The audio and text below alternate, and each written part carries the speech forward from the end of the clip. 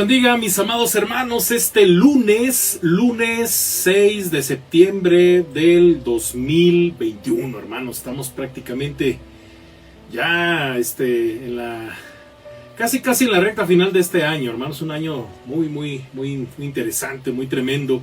Y bueno, hermanos, como cada lunes vamos a contestar la pregunta: ¿quién soy en Cristo, hermanos? Y bueno, vamos a hacer una oración y que el Señor nos bendiga en esta bonita noche. Oremos. Padre, gracias te damos por todas las bendiciones que nos has dado, Padre, porque hasta este momento, como dice tu palabra, hasta aquí nos has ayudado.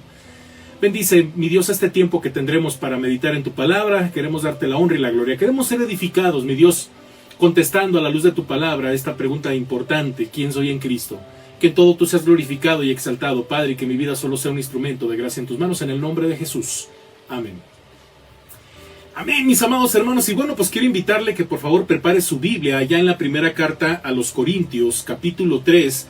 Vamos a leer solamente el versículo 9 de este capítulo y luego nos vamos al capítulo 4, versículos del 1 al 2. Ahí vamos a encontrar la respuesta, hermanos. Dice la palabra de nuestro Dios: porque nosotros somos colaboradores de Dios y vosotros sois labranza de Dios, edificio de Dios. Dice los versículos del 1 al 2 del capítulo 4. Así pues, ténganos los hombres por servidores de Cristo y administradores de los misterios de Dios. Ahora bien, se requiere de los administradores que cada uno sea hallado fiel. Y bueno, hermano, la respuesta en este lunes es la siguiente: soy significativo. ¿Quién soy en Cristo? Soy significativo. Dice que, hermanos, que la gente suele andar en pos de ser significativo, pero esto puede ser difícil de conseguir. ¿Qué es ser significante, hermanos? ¿Qué es ser significante? Bueno, se dice que un hecho o una persona significativa es algo o alguien que impacta perdurablemente en la vida de alguien o algunos. Y se dice que la significación, hermanos, se mide realmente por la duración que tenga. Porque lo que se olvida en el transcurso del tiempo es poco significativo, pero lo que se recuerda por la eternidad, eso es de gran significado. Vamos a hablar, hermanos, de algo muy hermoso, porque cuando hablamos del significado, hermanos, estamos hablando prácticamente pues de nuestra identidad y todo lo que conlleva a ello, hermanos. Y esto tiene que ver lo que somos, lo que hacemos, lo que poseemos. Realmente todo eso habla de nuestro significado, hermanos. Pero bueno, vamos a continuar. Mire que los acontecimientos deportivos, hermanos, sobre todo los acontecimientos deportivos grandes, tal como un campeonato nacional o mundial en cualquier rama del deporte, son de gran significado en nuestra sociedad. No se diga en nuestro país, hermanos, el fútbol, que sobresale sobre otros deportes. Hay más inversión, hay más gente que ve ese deporte. Obviamente hay más deportes muy bonitos también. A mí me gustan varios deportes. Pero bueno, hermanos, tratamos de inmortalizar esos acontecimientos llevando estadísticas y erigiendo monumentos. Pero todo nombre, hermanos, todo nombre será reemplazado finalmente en el libro de las estadísticas cuando llegue el momento oportuno, porque pues ahorita se rompe un récord y mañana se rompe otro récord y así sucesivamente. Estos acontecimientos deportivos en su momento fueron pasatiempos nacionales organizados para entretener transitoriamente, pero con el paso del tiempo se han vuelto muy significativos para la sociedad. Sin embargo, déjame decirte algo, hermano, todo esto carece de significado eterno. Porque finalmente, si eres campeón del mundo, cuando te mueras, aquí se queda tu campeonato. Cuando vamos a la Biblia, hermanos, el apóstol Pablo pone todo este asunto del significado o el ser significativo en la correcta perspectiva cuando él escribe en su primera carta a los Corintios del capítulo 3, ojo, hermanos, de los versículos del 1 al 4 hasta el versículo 2. Entonces yo te invito, querido hermano, a que abras tu Biblia y juntos examinemos el argumento del apóstol Pablo. Número 1. Nuestro significado no viene de las personas. El apóstol escribe, hermanos, en el versículo 1, de manera que yo, hermanos, no puedo hablaros como a espirituales, sino como a carnales, como a niños en Cristo. Hermanos, ¿qué pasaba en Corinto? Bueno, por lo que leemos, hermanos, los corintios Bueno, los corintios eran hijos de Dios, pero no se comportaban como tales. No estaban listos para la carne sólida, hablando de alimento espiritual. Así que tuvo Pablo que darles leche. Porque la carnalidad, hermanos de los hermanos, se denotaba por los celos y las contiendas, las peleas entre ellos, y en que estaban siguiendo a hombres. Uno decía, yo sigo a Pablo, y otro decía, yo sigo a Apolo. Si usted sigue leyendo en el versículo 4, y en el versículo 5, hermanos, Pablo dice, ¿qué pues es Pablo? ¿Y qué es Apolos? Servidores por medio de los cuales habéis creído, y eso según lo que a cada uno concedió el Señor. Sí, bueno, no es pregunta, ¿verdad? Pero el apóstol Pablo dice, ¿verdad? ¿Quién es Pablo? ¿Quién es Apolos? Bueno, son servidores por medio de los cuales, hermanos, habéis creído, y eso según lo que a cada uno concedió el Señor. Mire, hermanos, mire, muchos son los que encuentran su identidad y significado en seguir a líderes o en pertenecer a ciertas organizaciones. Es que ese es mi líder. Es que él es mi tutor.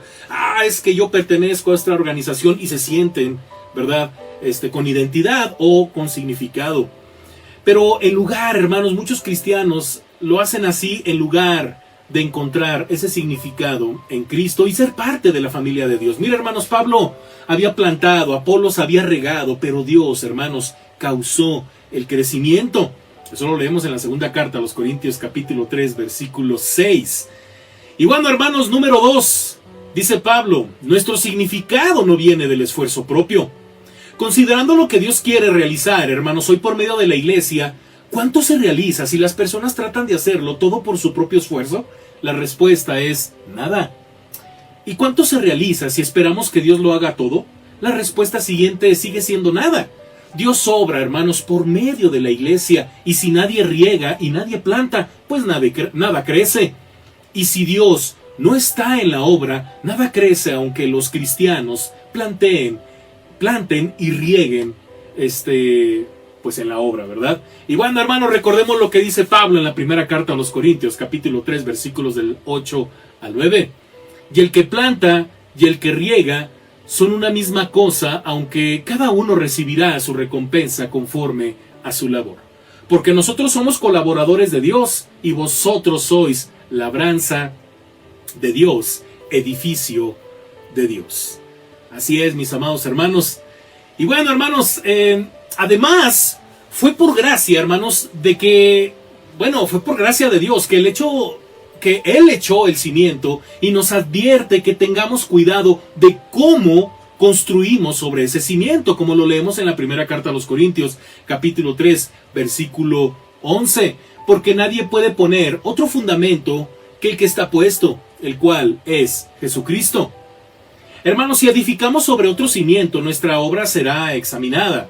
Algún día habrá un juicio, y todo lo que hayamos edificado en total dependencia del Señor nuestro Dios será como oro, plata y joyas costosas. Pero la obra que se haya hecho en la carne, o cualquier intento de construir nuestro propio reino, será como de madera, paja y barro.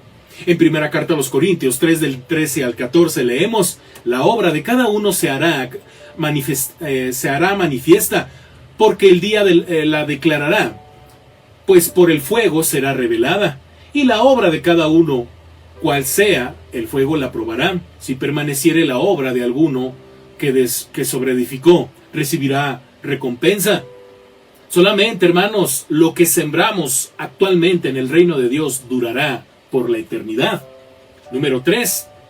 Nuestro significado no viene de nuestras capacidades.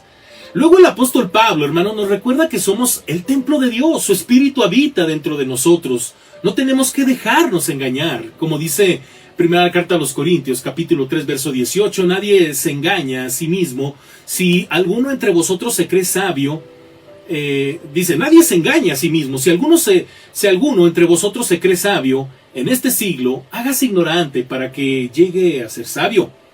Siempre existe, hermanos, la peligrosa tendencia a pensar que podemos realizar el reino de Dios o hacer algo por nuestra propia cuenta. Pero Jesús dijo en Juan capítulo 15, versículo 5, separados de mí, nada podéis hacer. Y lo opuesto también es verdadero, todo lo puedo en Cristo, que me fortalece, Filipenses 4:13. Por lo tanto, hermanos, leamos también lo que dice la primera carta a los Corintios, del capítulo 3, del 21 al 23. Así que no se jacten de seguir a un líder humano en particular, pues a ustedes les pertenece todo, ya sea Pablo, o Apolos, o Pedro, o el mundo, o la vida y la muerte, o el presente y el futuro. Todo les pertenece a ustedes, y ustedes pertenecen a Cristo, y Cristo pertenece a Dios. Así pues, hermanos, tenemos derecho a comportarnos como hijos de Dios, pero también nos ha sido dado un encargo. Y número 4, hermanos, nuestro significado está en la correcta mayordomía. Fíjese bien, hermanos, para el apóstol Pablo, solo podemos percibir nuestro significado cuando seamos buenos mayordomos de lo que Dios nos ha encargado. Todo lo que poseemos, querido hermano, y cómo usamos esas cosas, habla mucho de quién reina en nuestros corazones y habla mucho, hermanos, del valor que nos damos a nosotros mismos y a las cosas. Como lo dice en la primera carta a los Corintios, hermanos, capítulo 4, versículos del 1 al 2, de la siguiente manera: así pues, ténganos los hombres por servidores de Cristo y administradores de los misterios de Dios. Ahora bien, se requiere de los administradores que cada uno sea hallado fiel. Dios, hermanos, nos ha distribuido en forma igualitaria los dones, la inteligencia, buenos talentos, etc. Mire, hermanos, por lo tanto, seremos juzgados solamente conforme al uso que hayamos hecho de lo que Él nos ha confiado. Él es un Dios equitativo y justo. Nuestro significado no será medido por la grandeza de nuestros dones, talentos o inteligencia, sino por la forma en que hayamos usado lo que Él nos confió. Pues lo que sembremos por fe durará eternamente en el reino de Dios. Querido hermano, como no hay hijos de Dios que sean insignificantes, todo lo que hacemos en su nombre por fe es significativo porque tendrá trascendencia eterna. Se cuenta, hermanos, que en una ocasión una hermana le dijo a su pastor: pastor, en esta iglesia todo lo que hago es solo enseñar el tercer nivel de la escuela bíblica dominical, pues a niños. El pastor le contestó: ¿cómo dices que eso es todo lo que haces, hermana? Usted tiene el privilegio de edificar principios bíblicos en esos niños, cosa que les afectará por la eternidad. ¿Y eso le parece insignificante? Hermanos, una semilla pequeña sembrada en el reino de Dios dará resultados eternos. A veces luchamos porque no vemos el efecto duradero de nuestro trabajo, y por eso Pablo escribió en Gálatas 6:9: no nos cansemos, pues, de hacer bien, porque a su tiempo segaremos si no desmayamos. Oremos, hermanos. Padre Santo, gracias por el significado que le diste a nuestras vidas, Padre, porque lo que Cristo hizo en la cruz tendrá trascendencia eterna en nuestros corazones. Padre, gracias, mi Dios, porque dada a esa identidad nueva que tenemos en Cristo, todo lo que hacemos tiene trascendencia eterna. Permítenos mantenernos firmes, Padre, manteniéndonos nuestros ojos viendo a Jesús, el autor y consumador de nuestra fe. Padre bendito, gracias porque a través de este estudio nos damos cuenta de que nuestro significado no viene de otras cosas de aquí de la tierra o cosas humanas, viene de ti, Padre, y esas cosas provocan en nosotros obras que traen trascendencia eterna. Permítenos ver más allá, Padre, de esta vida y que sigamos creciendo en la fe para darte siempre la honra y la gloria, y que lo que hagamos, sobre todo en la vida de alguien más, tenga una trascendencia eterna para gloria tuya. Padre, en el nombre de Jesús, amén.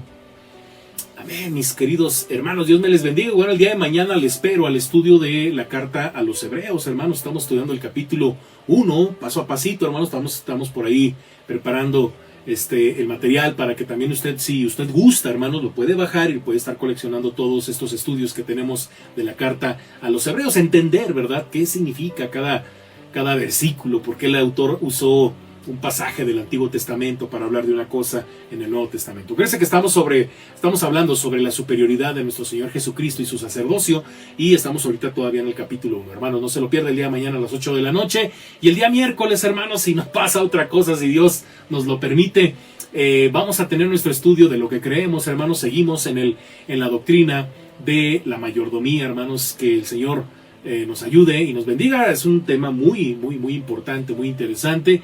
Y bueno, pues le invito a las 7 de la noche vía Zoom, hermanos, es en vivo.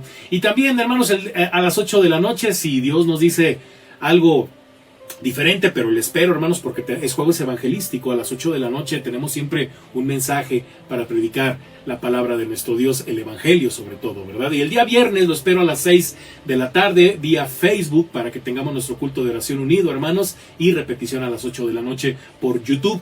Hermanos, no se deje de conectar a sus grupos de departamentos, no se deje de conectar a sus grupos de oración y tampoco deje de participar en el reto príncipe. Hermanos, si no se ha suscrito, suscríbase, active la campanita para que pues le lleguen todos los mensajes relacionados con las cosas hermosas, bonitas que como iglesia hacemos para edificar su corazón. Hermanos, Dios me les bendiga, que descansen, hasta la próxima, bye.